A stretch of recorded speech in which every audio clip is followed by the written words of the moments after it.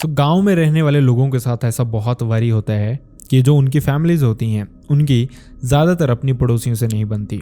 Reason बहुत सारे होते हैं लेकिन ज़्यादातर यही होता है कि बने ना। तो अब इसी के चलते आप इमेजिन कीजिए कि आप एक गांव में रहते हैं, आपके पड़ोसी से नहीं बनती। इनफैक्ट जो आपकी पिछली जनरेशन रही हो, जैसे आपके दादा परदादा, उनके भी उनके पड़ोसियों के साथ नहीं बनती थी। और ये जो कन्फ्लिक्ट थे ये वहीं से शुरू हुए थे, लेकिन आगे आते आते ये इतने भयानक रूप ले लें कि आपने सोचे भी ना हो। मतलब जो ये बुजुर्ग रहे हों दूसरी फैमिली के, उनकी इन्हीं लड़ाइयों की वजह से डेथ हो जाती है, और जिस वजह से उनकी जो प्रेत आत्मा हो वो आपके सराउंडिंग घूमती रहे, आपकी फैमिली को परेशान करती रहे बहुत सारे वेज में, और यहाँ तक कि वो आपके एक फैमिली मेंबर की जान तक लेने पे उतारू हो जाए। इसी तरह का एक इंसिडेंट आज मैं आपके सामने लेके आया हूँ। ये इंसिडेंट है यूपी के एक गांव जलेसर का, और जब आप इस इंसिडेंट को सुनेंगे तो आपकी रूह तक कांप जाएगी। तो चलिए शुरू करते हैं।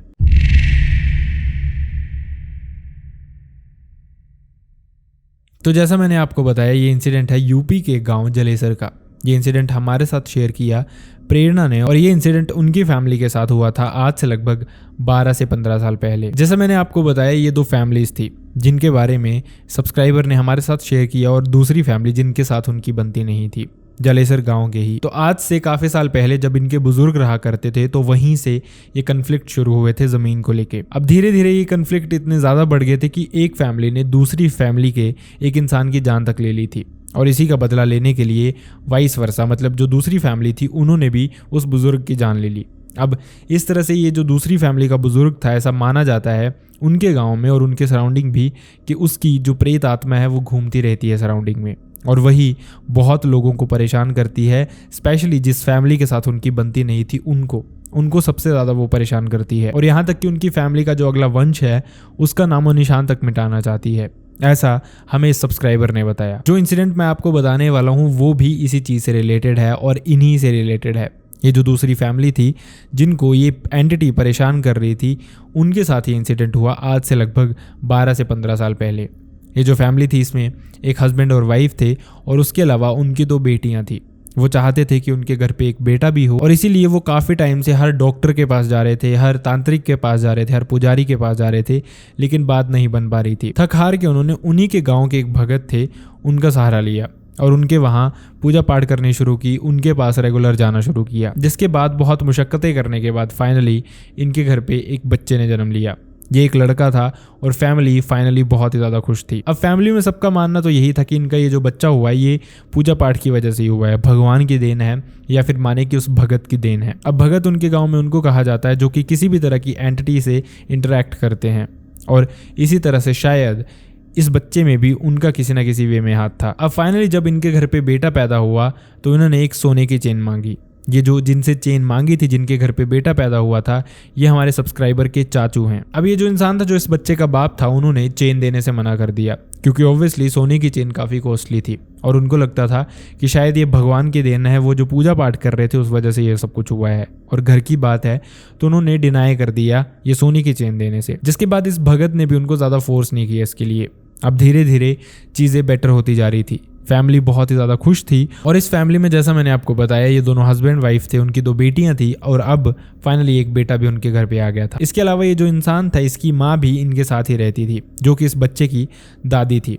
वो भी इनके घरों काफ़ी फ्रीक्वेंटली आती रहती थी, और most of the times in fact वहीं पे रहती थी। अब वो ज़्यादातर इस बच्चे की देख रेख कर रहे थे, क्योंकि ऑब्वियसली वो काफ़ी एक्सपीरियंस्ड थे, और फैमिली में रहना तो वो फ्री ही रहते थे, तो उन्होंने इस बच्चे की देख रेख का जिम्मा संभाला। इसके अलावा ये जो बच्चे का बाप था ये आगरा में जॉब करता था, और कभी कभार अपने बच्चे से मिलने, फैमिली से मिलने बहुत फ्रीक्वेंटली ये घर आते रहते थे। ज़िंदगी काफ़ी बेटर हो गई थी, क्योंकि फैमिली में जो बच्चे की कमी, जो लड़के की कमी उनको लग रही थी, वो भी पूरी हो गई थी। लेकिन इसी ड्यूरिंग उनके साथ कुछ अजीब चीज़ें होनी शुरू हो गई। ऐसा लग रहा था कि कोई एंटिटी थी जिसको इनके घर पे इस नए वंश के आने से खुशी नहीं हुई है। शायद ये वही एंटिटी थी, उसी बुजुर्ग की एंटिटी थी जिसने इनको परेशान करना शुरू कर दिया था। इनको ऐसा लगता था कि इनके घर के सराउंडिंग कोई चीज़ रहती है जो कि इनको परेशान कर रही है, और जिस वजह से शायद इनको प्रॉब्लम आ रही है। फैमिली में बहुत सारे लोग डरते रहते थे, स्पेशली वो बच्चियाँ, उनकी माँ, इन सब ने डरना शुरू कर दिया था, और थक हार के उन्होंने फिर से उस भगत को अपने घर बुलाया। अब इस भगत ने घर के सराउंडिंग देखा, वो समझ गया कि प्रॉब्लम क्या है, लेकिन उसने ज़्यादा शेयर नहीं किया इस बारे में। उसने उनके घर की पूजा वगैरह की, और ये बोला कि ये जो नया बच्चा है अभी, इसको रात के वक्त कोशिश करना कि घर के बाहर ना लेके जाओ, घर के अंदर ही रखना और घर में पूजा पाठ कंटिन्यू रखना। अब फैमिली को ये बात क्लियर हो गई थी और बच्चे को वक्त बे वक्त घर के बाहर नहीं निकाला जाता था। लेकिन एक रात उनके लिए अनफॉर्चुनेट थी।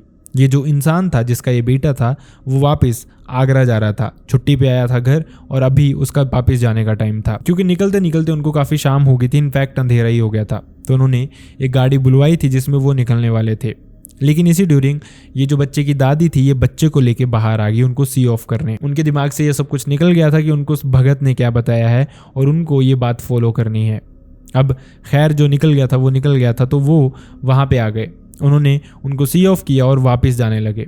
लेकिन जैसे ही वो वापस जाने लगे अचानक से बच्चा रोने लग पड़ा और ऐसा लग रहा था कि उसका गला कोई घोटने की कोशिश कर रहा है, उसका गला कोई दबाने की कोशिश कर रहा है और धीरे धीरे उसके गले में स्वेलिंग आनी शुरू होगी।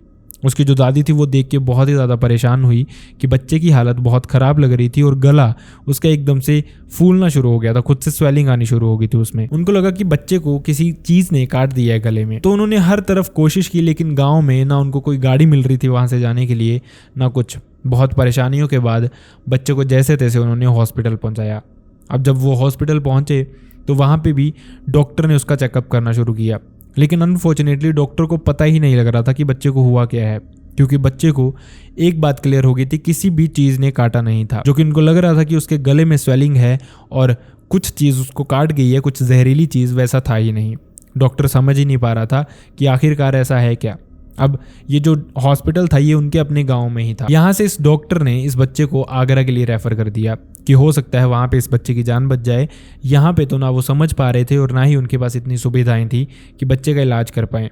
अब इसके बाद फैमिली के लिए ये बच्चा बहुत ही ज़्यादा स्पेशल था। उन्होंने हर तरह से एफर्ट्स लगाए और बच्चे को आगरा लेके जाने लगे। ये सब कुछ होते होते ये जो इंसान अपनी नौकरी के लिए निकला था ये भी वापस पहुंच गया था। किसी ना किसी तरह से इसको भी इंटीमेट किया गया इस बारे में कि उसके बच्चे की हालत ख़राब है। ये भी उस हॉस्पिटल पहुंचा था लेकिन बात वहाँ पे नहीं बनी। उसके बाद ये सब इस बच्चे को आगरा लेके जा रहे थे लेकिन अनफॉर्चुनेटली रास्ते में ही इस बच्चे की मौत हो गई।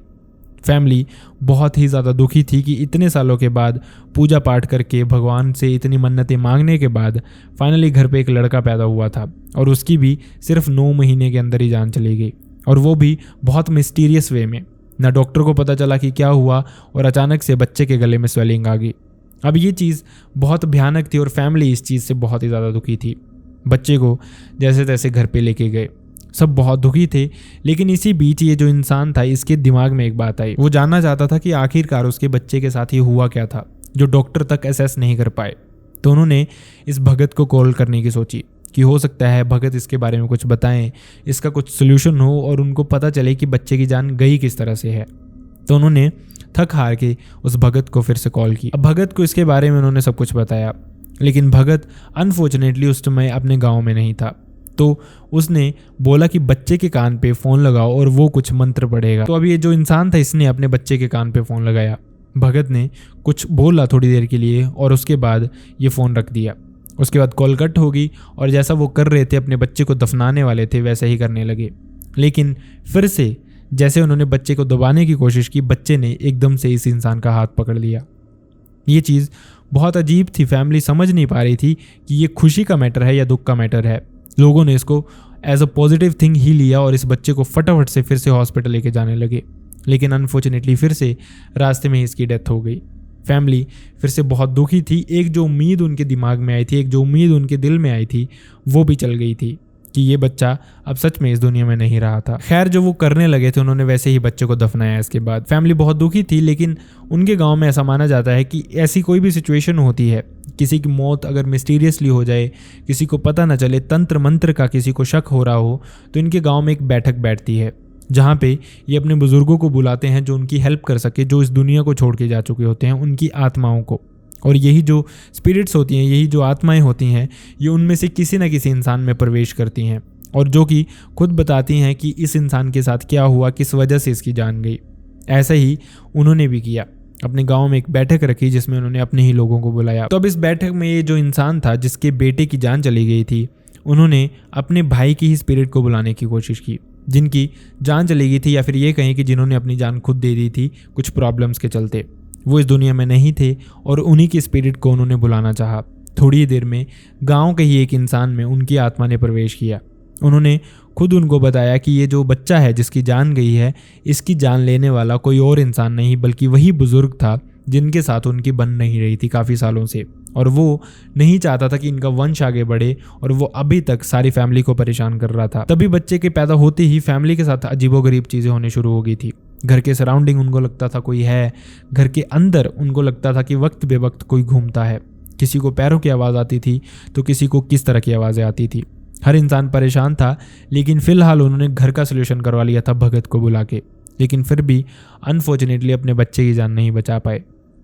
जो ये लेडी थी जिनका ये बेटा था, वो अपने बेटे की जान जाने के बाद बहुत रोते रहते थे, लेकिन ये चीज़ ऐसी थी कि किसी को ब्लेम भी नहीं किया जा सकता, ना जो पड़ोसी जिंदा हैं उनको, ना खुद को, और ना जो इंसान इस दुनिया से चला गया उसको, क्योंकि वो तो था ही नहीं, तो ब्लेम करते भी तो किसको करते।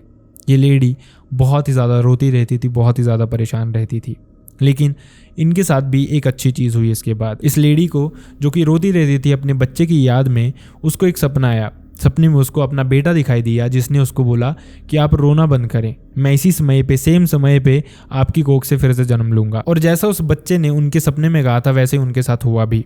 कुछ ही सालों के बाद उनके घर पे फिर से एक लड़के ने जन्म लिया, सेम टाइम पे, सेम डेट पे, जिस वजह से उसकी राशि और ग्रह भी सेम थे। खैर उसके बाद उन्होंने अपने बच्चे को बहुत बचा बचा के रखा, और जैसा उस भगत ने बताया था, अगले बच्चे के साथ उन्होंने वो पूरे के पूरे प्रिकॉशंस यूज़ किए, क्योंकि उनको पता था कि अगर वो इन चीज़ों के अगेंस्ट जाएंगे तो हो सकता है कि वो इस बच्चे से भी अपने हाथ धो दें। खैर अभी उनका बच्चा काफ़ी बड़ा हो गया है, लेकिन फैमिली के दिमाग में जो डर रहते हैं वो हमेशा के लिए बन जाते हैं, और ऐसी जो चीज़ें होती हैं वो सच में एग्जिस्ट करती हैं। भले ही आप इन पे यकीन ना करो, लेकिन यू नेवर नो, कभी ना कभी आपका जब इन चीज़ों से सामना होगा तो आपको खुद समझ नहीं आएगी कि अब इनसे जान कैसे छुड़ानी है। तो इन चीज़ों पे मैं आपसे यही कहना चाहूँगा कि आप जितना हो सके खुद को बचाएं, इन चीज़ों के साथ कम से कम इन्वॉल्वमेंट रखें, जितना ज़्यादा हो सके भगवान की पूजा करें, क्योंकि ये चीज़ें आपको इस चीज़ में काफ़ी हेल्प कर सकती हैं।